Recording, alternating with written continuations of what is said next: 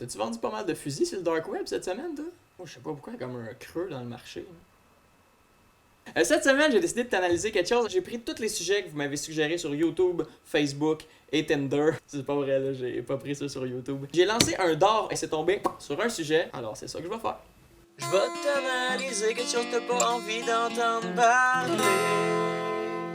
Les joueurs de soccer qui sont reconnus pour deux choses, on le sait, faker leurs blessures et avoir les coupes de cheveux les plus laides à chier de tous les sportifs au monde. Je dirais que ce gars-là s'est fait un smoothies puis qu'il a décidé de pousser les fruits un peu trop creux dans le fond du blender avec sa tête. Si tu fais pas naturellement de la calvitie, c'est pas brillant d'en faire de la synthétique. Ce gars-là manque pas de toupet.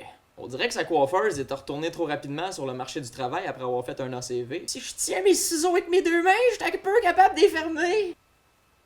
Ça va faire 100 piastres. Ça, c'est non, là. On dirait qu'il a pris sa coupe de cheveux dans la section des légumes chez Maxi. C'est maintenant l'heure de jouer à est-ce des cheveux ou des asperges? C'est quand même pas facile pour vrai, là. Prochain joueur de soccer à être connu, une joke sur les cheveux de Donald Trump. Ça, c'est raffiné. Moi, j'écris toujours avec Pierre Légaré puis Daniel Lepire. Daniel Mire.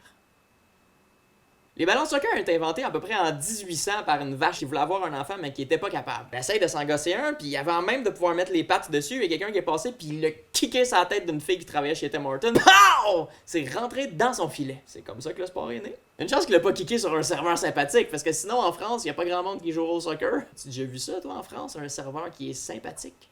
Monsieur, est-ce que votre potage vous convient? Il est délicieux. Ce n'est pas la politique de la maison! Ça brûle mon poitrail! Voilà qui est mieux. Les Français d'ailleurs qui appellent pas ça le soccer, appellent ça le football. Il y a plein de différences entre les Français et les Québécois. En France, j'ai joué avec mes gosses à la piscine. C'est une belle journée en famille. Au Québec, j'ai joué avec mes gosses à la piscine. C'est une belle journée en prison. Moi, j'aime ça me baigner dans le pas creux parce qu'il fait chaud, mon sang qui descend, qui touche à l'eau froide, il remonte. C'est comme si mes noix étaient d'un petit ascenseur fripé. Plutôt troublant. Aujourd'hui, j'ai joué avec mes gosses dans la forêt. On salue Joël Legendre.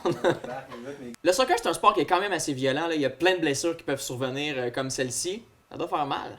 Ou dans l'autre exemple ici, un joueur de soccer qui est rentré dans un ballon qui n'était pas en mouvement avec son char de soccer. On ne dit pas assez souvent, mais un ballon, ça peut peser facilement jusqu'à 450 grammes. Là. Comme mon petit ascenseur fripé. Sting!